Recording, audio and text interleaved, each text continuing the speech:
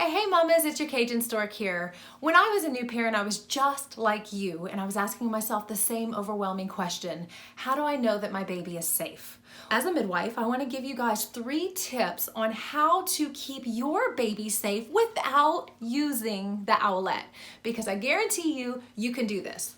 Now, one of the things that triggered me this morning, we're talking about number 1, one of the things that triggered me this morning is I read an article promoting the Owlet that basically said the only way before 2018 that we can check on our babies was to hover over their cribs for hours, which of course contributed to our exhaustion. And it really blew my mind that that was the author's perspective. Okay, so I want you guys to think for a second. I want you to picture any mammal in the wild, even non-mammals, any mother in the wild. How many of those mothers are separate from their babies? The horse has her baby with her at all times. The mighty elephant walks with her baby beneath her. She sleeps by her baby.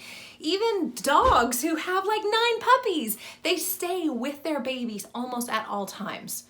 So why then, as humans, would we think that being separate from our babies, particularly at night, would be an idea that could keep them safe? So number 1, sleep with your baby.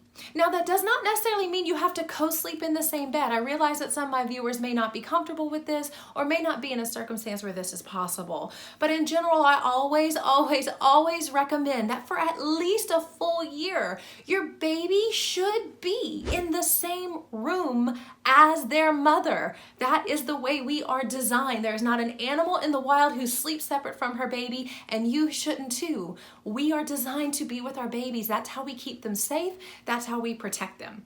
There are lots of ways to talk about co-sleeping, and I'm not going to get into that today, but at least have your baby in the room. Number 2 is the feeding method of your baby. Now, of course, as a midwife, you guys know that I'm pro breastfeeding, but I also recognize that breastfeeding may not work for everyone. So I want to talk about 2 methods of feeding that can keep your baby healthy and safe.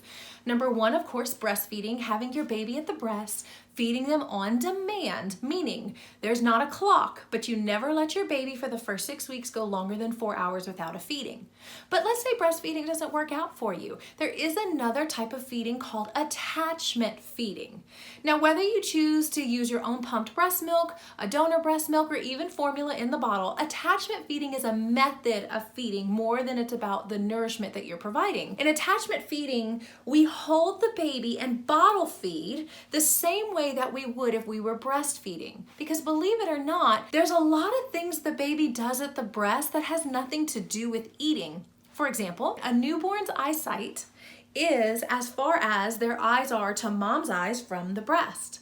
There's also body temperature regulating, warmth, cuddling, eye contact. There's so many things that go on in this space, and you can still take advantage of that if you're bottle feeding. So you would just hold the baby in the similar way that you'd be bottle feeding, rather than, like you probably seen someone at some point, prop a baby up on a pillow and teach them to hold their own bottle.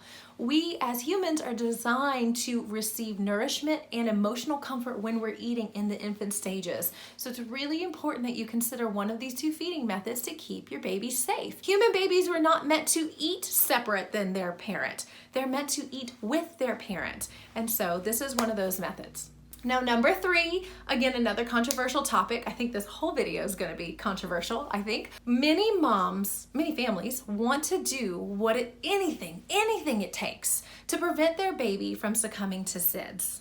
All of us, we all have the same goal of trying to keep our baby safe. There are other things that we can do to keep our baby safe. And if you look online, there's a lot of SIDS prevention things. They actually recommend pacifiers and having a fan in the room. There's a lot of things you can do. More male healthy babies die each year from routine unnecessary circumcision than boys and girls combined from SIDS. So I just want to let you guys kind of think about that and let that idea stew. Just think about if circumcision is something that you want to consider, knowing that one little fact.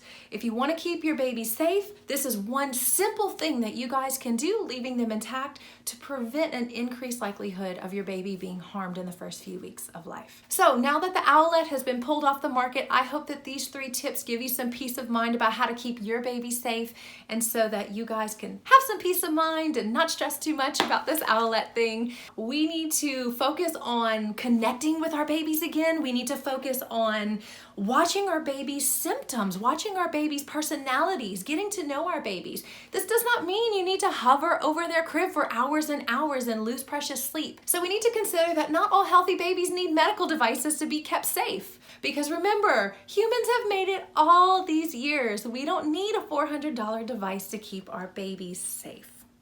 Thanks for watching this Midwife Monday. Bye-bye.